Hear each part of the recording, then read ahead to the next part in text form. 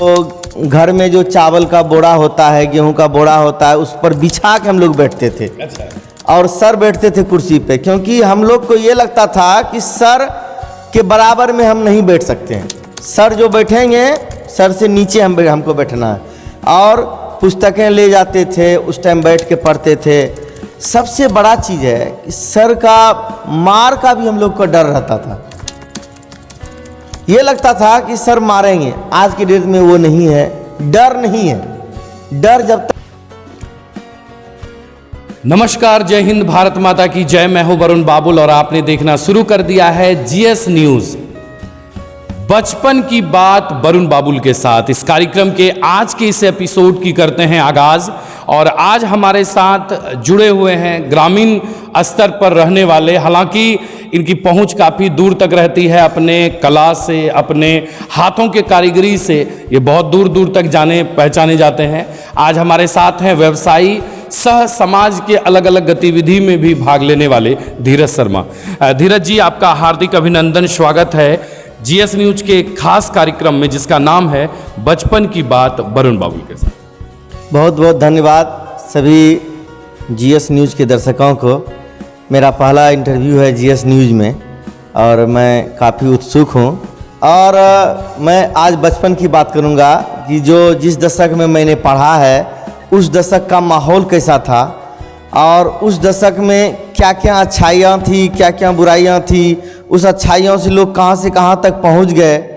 जो बुराई थी वो कितनी बुराई थी, उन पर चर्चा करेंगे हम लोग आज आप लोगों के बीच। मेरा नाम धीरज शर्मा है, मैं आपका नौगछिया का वासी हूँ, सिंघिया मकनपुर।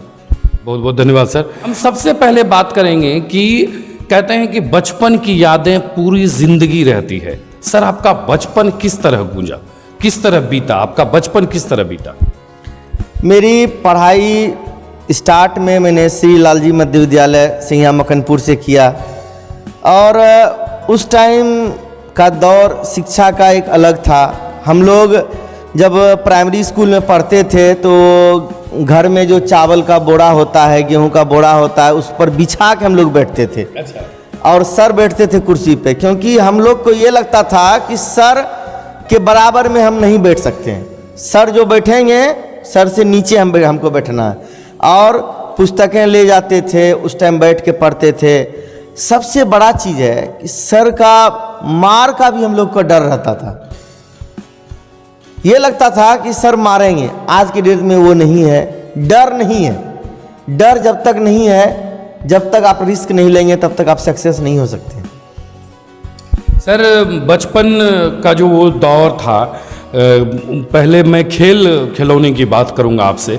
किस तरह के खेल खेलते थे, और वो अगर आपको थोड़ी सी भी स्मृति में है तो कैसा समय रहता था सर उस समय जब आप घर से दौड़कर बाहर जाते थे? कुछ आया तो एक उत्सुकता होती थी कि डमरू बज रहा है तो कुछ ना कुछ बेचने वाला आया है, या कुछ भी चीज़ आया, कहीं भोपू बज रहा है तो दौड़ के चलो देखने के लिए क्या हो रहा है। उस टाइम में तो जब हम प्राइमरी स्कूल से पास करके मिडिल स्कूल में गए तो इतनी उत्सुकता थी कि इतना खुशी था कि हम अब मिडिल क्लास के स्टूडेंट हैं। उस टाइम सर जो भी थे हमारे, हमको याद है कि हमारे संस्कृत के टीचर थे छोटू बाबू, छोटे सर, उसका नाम था छोटे लाल। और संस्कृत के टीचर थे वो। उसके बाद श्याम बाबू थे जो साइंस पढ़ाते थे, बहुत ऑनेस्टी पढ़ाई था। और राम कुमार बाबू थे, श्री लालजी मध्य विद्यालय में इंग्लिश के टीचर थे।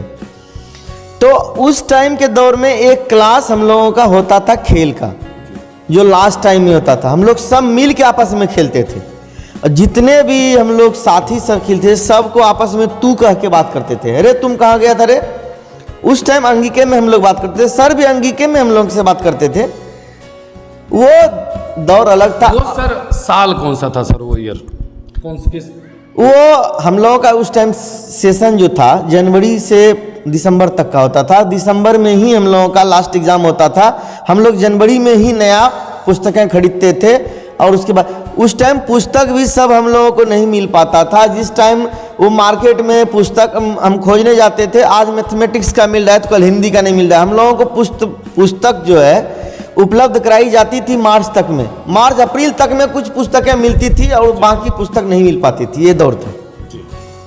तो सर ये मतलब मैं जानना चाह रहा हूँ कि आप किस दशक की बात कर रहे हैं। अगर मैं आपसे बात करूँ तो वो कौन सा साल होगा जो हमारे पाठक हैं जो देख रहे हैं आपको वो समझेंगे कि उस साल की बात हो रही है? 1990 और 2000 के बीच का बात है, क्योंकि मैंने मैट्रिक एग्जाम दिया था 1997 में। मुझे एक स्मृति याद है कि हमारे सर जो थे संस्कृत के, वो छोटे लाल सर थे, छोटे सर कहते थे।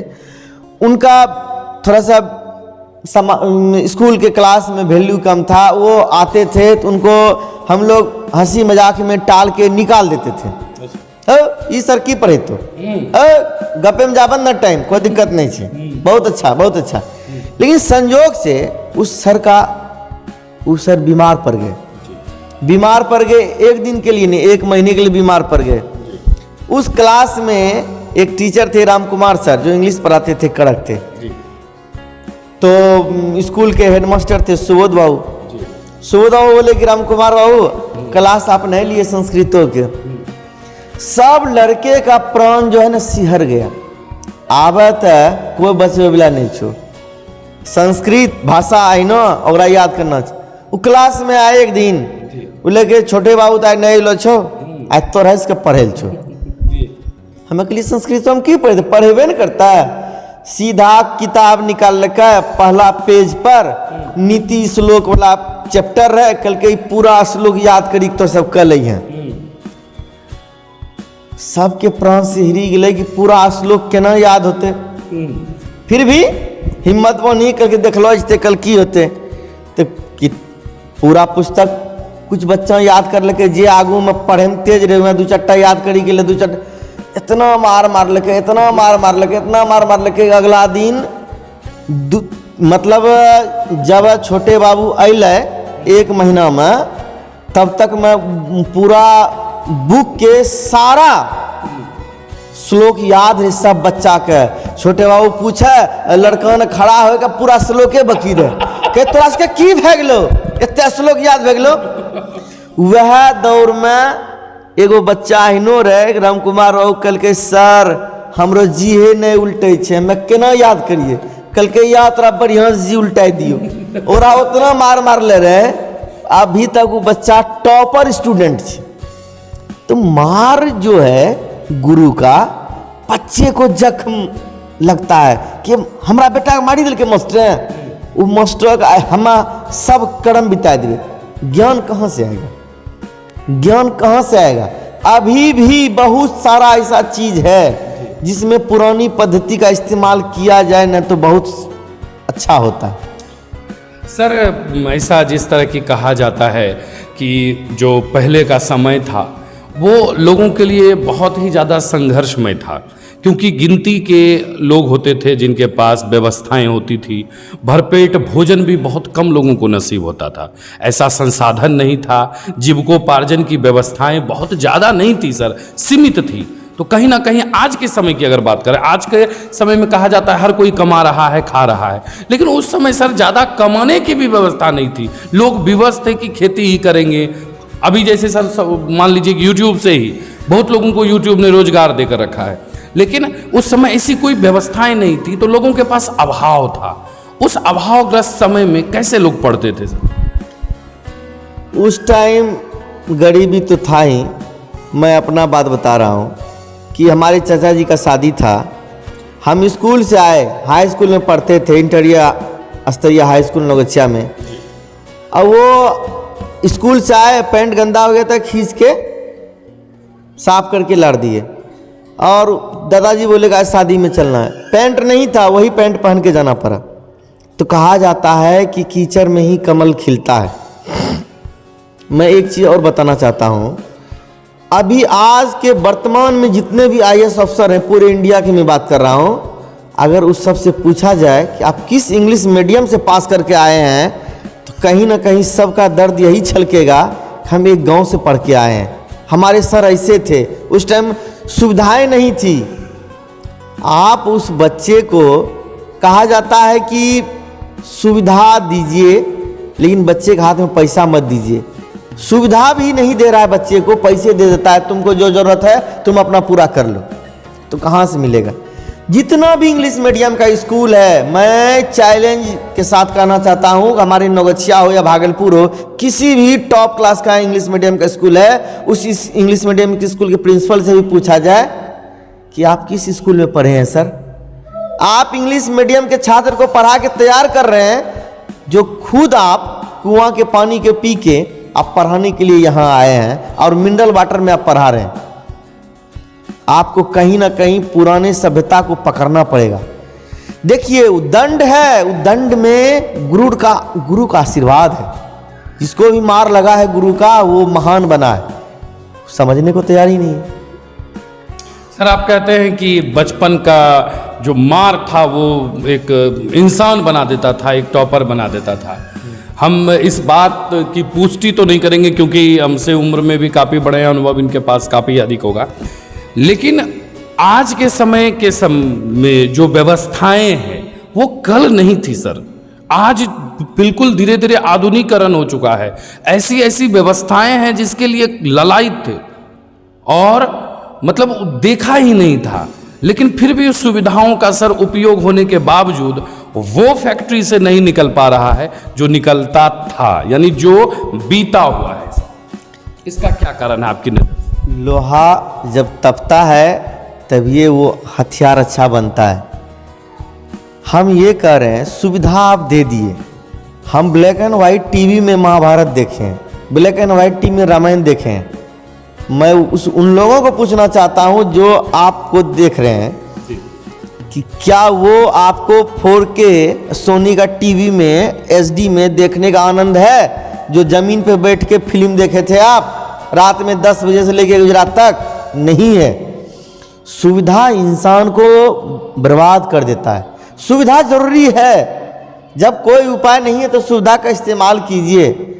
हम भी कोशिश करते हैं कि सुविधा का कम से कम गुलाम बने, हम भी बहुत कोशिश करते हैं कि सुविधा का कम से कम गुलाम बने, लेकिन मजबूरी बस करना पड़ता है। समय का दौर है, भाग दौड़ी है, करना पड़ता है। लेकिन सुविधा इंसान के लिए अच्छा चीज़ तो नहीं है। मान लिया जाए कि रेल बना है, रेल से लेकिन सुविधा के साथ साथ उसका दुरुपयोग कितना हो रहा है वो मायने रखता है। दुरुपयोग बहुत अधिक हो रहा है। सुविधा, अपने बच्चों को उतना सुविधा मत दीजिए जिसमें उस सुविधा में वो बर्बाद हो जाए। बर्बाद होने वाला सुविधा सबको मिल रहा है, आबाद होने वाला नहीं मिल रहा है। सर एक बचपन से ही जुड़ा हुआ चीज़ हम आपसे जानना चाहेंगे आपसे कि पहले के जो बच्चे होते थे, यानी आपका भी बचपन का दौर बीता, उस समय इतनी बीमारियां नहीं थी, छोटे बच्चे इतना बीमार नहीं होते थे जितना आज हो रहे हैं। जबकि आज हर तरह का टीकाकरण की व्यवस्था है, हर चीज़ की व्यवस्था है। आप जितने भी परिवार में देखेंगे, खासकर छोटे बच्चे हैं, बार बार उनको अस्पताल का चक्कर लगता है, बार बार उनको डॉक्टर का चक्कर लगता है। लेकिन एक समय था, एक दशक था, जो बच्चा मिट्टी में लेटा हुआ है, बरसात में नहा रहा है, बगीचा घूम रहा है, खेत घूम रहा है, नंगे पांव चल रहा है, तो उसको मतलब उतना प्रभाव नहीं करता था, प्रभावी जितना आज के समय में कर रहा है। तो कहीं ना कहीं सर वो बचपन ज़्यादा मजबूत था अभी के बचपन से। देखिए अब आज की डेट में जिम है, जिम क्या है? वही तो उदाहरण है कि आप वर्कआउट कीजिए। वर्कआउट करने के लिए कोई तैयार नहीं है। हम लोग को जो क्लास होता था उस टाइम खेल में कबड्डी था, कबड्डी था, सर से चुरा के पुल्ली डंडा भी खेल लिया करते थे, गुल्ली भी खेल लिया करते थे। उसमें एक शरीर का व्यायाम होता था, वो नहीं है। अब सर्वाइकल स्पॉन्डिलाइटिस का शिकार है, मोबाइल को ऐसे गेम खेल के देख रहा है, क्या कीजिए।